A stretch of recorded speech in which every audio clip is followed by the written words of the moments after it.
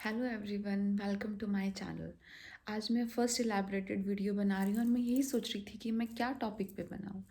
और मुझे लगा कि शुरू करने के लिए एंसेस्टर्स के बारे में बात करने से बेहतर शायद कुछ और चीज़ नहीं हो सकती, क्योंकि इस धरती पे हमारे वजूद का मेन जो हिस्सा है वो हमारे एंसेस्टर्स से ही आता है। हम हैं ही उन्हीं की वजह से, हम उन्हीं की विजडम को, उन्हीं की इन्फॉर्मेशन को, उन्हीं के लीनिएज को आगे कैरी किए हुए हैं। और हिंदी में भी इस चैनल को लाने का एक मकसद यही था कि मैं मेरी बात मैक्सिमम लोगों तक पहुंचा सकूं और हम सब मिलके एक थोड़ा वाइब्रेशन को बढ़ाने का काम करें। तो शुरू करते हैं हम बात एंसेस्टर्स से। देखिए, हमारी जो बॉडी है, हमारी बॉडी के अंदर जो हम हैं, जैसे हम दिखते हैं, वो सब कहाँ से आया? हमारे डीएनए से। और डीएनए कहाँ से आया? डीएनए हमारे एंसेस्टर से आया। पर हम क्या सोचते हैं कि जो हमारे फीचर्स हैं या हमारे बालों का कलर, या अभी कुछ सालों से ये अवेयरनेस भी आई है कि जो हमारे डिजीज़ेज़ हैं जैसे डायबिटीज़, हाइपरटेंशन और कैंसर, ये सब चीज़ें जीन्स के थ्रू ट्रैवल करती हैं। पर बहुत सारी हमारी हैबिट्स जो हैं, ये भी हमारे डीएनए के थ्रू ट्रैवल करती हैं। ये चीज़ मेरी कॉन्शियसनेस में कब आई? जब मैं शायद 4th या 5th क्लास में थी। एक दिन मेरी मदर ने मुझे कहा कि तुम्हारा खाना खाने का तरीका तुम्हारे फादर जैसा है। मैंने कभी नोटिस नहीं किया। आप समझ सकते हैं, 3rd 4th 5th क्लास का बच्चा कहाँ ही नोटिस करता है कि मैं बाइट को तोड़ के जो चपाती का होता है उसको मैं सीधा किया करती थी, और ये हैबिट मेरे फादर की थी। ये चीज़ मैंने उस वक्त पहली बार महसूस की कि अच्छा, मुझ में मेरे फादर के कुछ हैबिट्स हैं।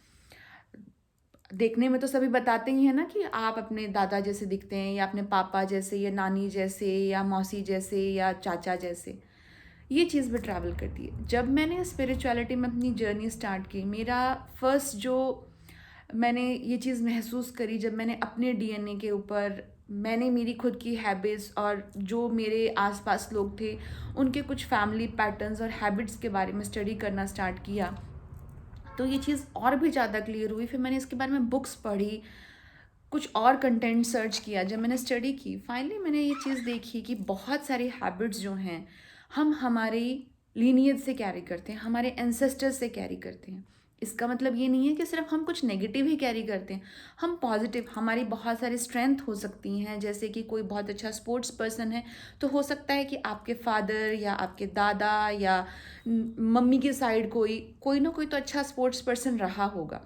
कुछ लोग होते हैं जिनकी फैमिली के अंदर, आप देखिएगा कि मतलब ये थोड़ी सी ट्रिगरिंग इन्फॉर्मेशन आपके लिए हो सकती है, पर आप देखिएगा कि अगर फैमिली के अंदर मदर ने कोई मैरिज में प्रॉब्लम फेस करी है ना, तो बहुत पॉसिबिलिटी है कि उससे मिलती जुलती प्रॉब्लम आगे बेटी की लाइफ में हो, और ये जनरेशन टू जनरेशन कैरी करती है। हो सकता है 2-3 जनरेशन से ये चीज़ चली आ रही हो, है ना। या ऐसा हो सकता है कि कुछ ऐसी हैबिट्स हैं हमारे अंदर जो कि हम हमारी फैमिली से कैरी कर रहे हैं।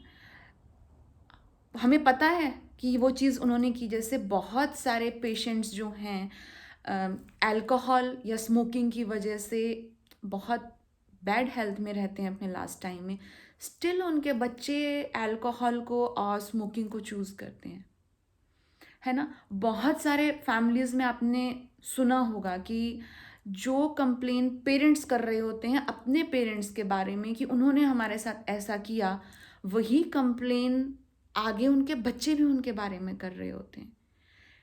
इसको आप ऐसे समझिए कि आपने कोई चीज़ एक बार ड्रॉ करी। ये भी मैं आपको मेरे बचपन का एक किस्सा सुनाती हूँ। मैं 5th क्लास में थी उस वक्त। तो हरियाणा में एक छोटा शहर है जहाँ मेरा 5th तक की स्कूलिंग हुई। वहाँ फ्लड वार्निंग थी। बड़े लोगों को क्या चिंता होगी कि ये सामान संभालना है, घर संभालना है, कैसे। हमारी क्या चिंता थी, बचपन में एक स्टैपू खेलते हैं हम, वो कहीं बाढ़ में डूब के और मिट ना जाए, तो हम लोग सब बच्चे जा कर के उसको डेली गहरा करके आया करते थे, और गहरा, ताकि वो बचा रहे। यही होता है, एक जनरेशन ने कुछ किया, चाहे वो अच्छा चाहे बुरा, नेक्स्ट जनरेशन उसको रिपीट करती है, फिर रिपीट होता है, फिर रिपीट होता है, और वो और गहरा होता चला जाता है। तो घबराने जैसी कोई बात है नहीं।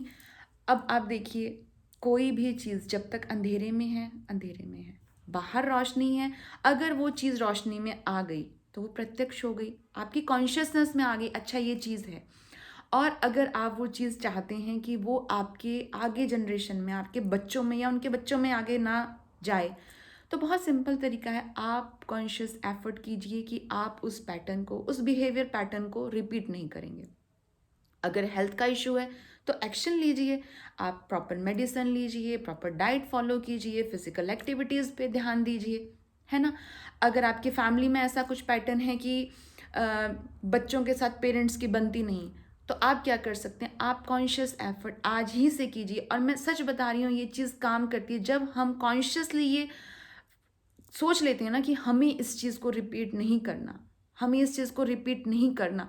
ह्यूमन माइंड के अंदर ह्यूमंस को इतनी पावर है, यहाँ भी लॉ ऑफ फ्री विल आता है कि हमने ये चूज़ किया है कि हम इस चीज़ को रिपीट नहीं करेंगे। तो जिस मोमेंट आप उस चीज़ में जाएंगे ना कि मैं इसको रिपीट करने वाला हूँ, अंदर से आवाज़ आएगी, तुमने तय किया था ना कि तुम ये नहीं करोगे, तुमने तय किया था ना तुम ये नहीं करोगे, और आप उस चीज़ को रिपीट नहीं करेंगे। अगर आपके फैमिली के अंदर ऐसा कुछ है कि ट्रॉमेटिक मैरिजेस का एक पैटर्न है कि कहीं ना कहीं मैरिजेस के अंदर कुछ ना कुछ ट्रॉमा, कुछ ना कुछ पेन, फाइट्स इन्वॉल्व रहती हैं, आप सामने वाले से मत लड़िए कि देखो ये तो पैटर्न है। बैठ के पहले खुद को कीजिए। मैं हमेशा ये चीज़ मानती हूँ, हमेशा ये चीज़ मानती हूँ, पहला बैलेंस खुद के अंदर आता है। सबसे पहले अपने आप पे काम कीजिए, अपने आप एक पीस के लेवल पे लेके आइए, अपनी हीलिंग कीजिए।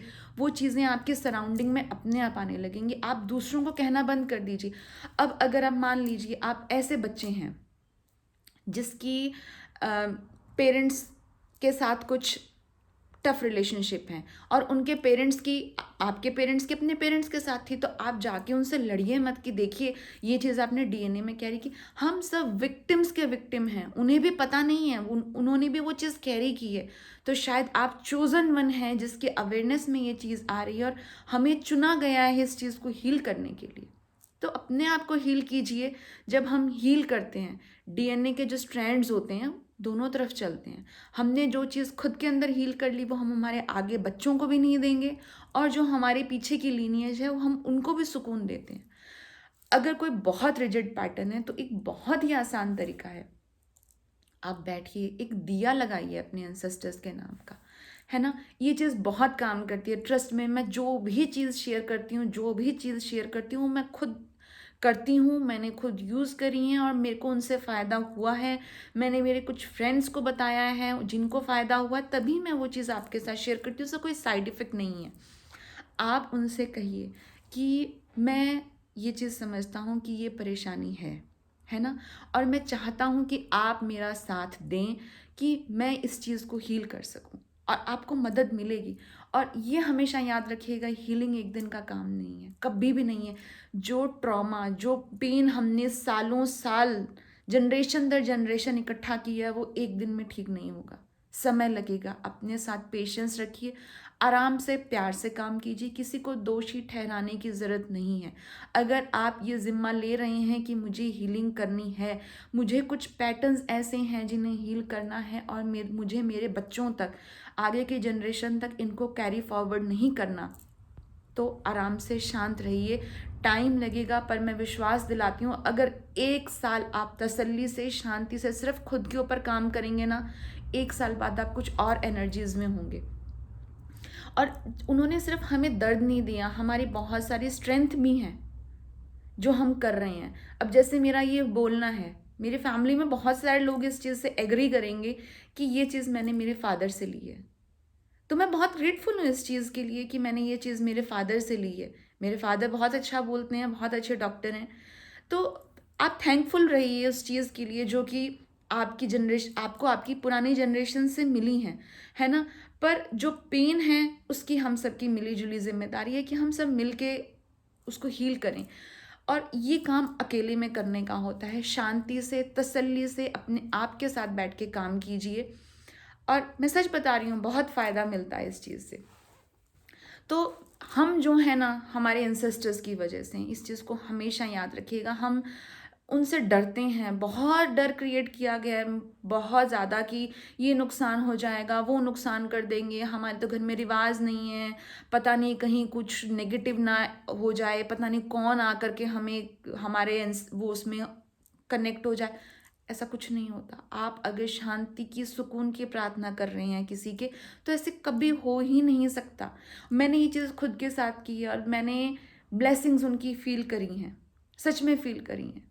तो प्लीज़ ट्राई कीजिए, और अगर आपको ये पसंद आया तो प्लीज़ लाइक कीजिए, कमेंट कीजिए, शेयर कीजिए। और कोई और टॉपिक है या जो मेरी इंस्टा पे रील्स हैं उनमें से किसी टॉपिक पे आप चाहते हैं कि हम और ज़्यादा बात करें, थोड़ा इलेबोरेटेड बात हो, मैं अपनी नॉलेज आपके साथ शेयर करूं, तो प्लीज़ ज़रूर बताइएगा। और आपकी तरफ से अगर कोई सजेशन है तो प्लीज़ वो भी बहुत बहुत वेलकम है। तो आइए, जैसे मैंने शुरू में कहा था, हम सब मिलके थोड़ा वाइब्रेशंस को रेज़ करते हैं। Okay, bye.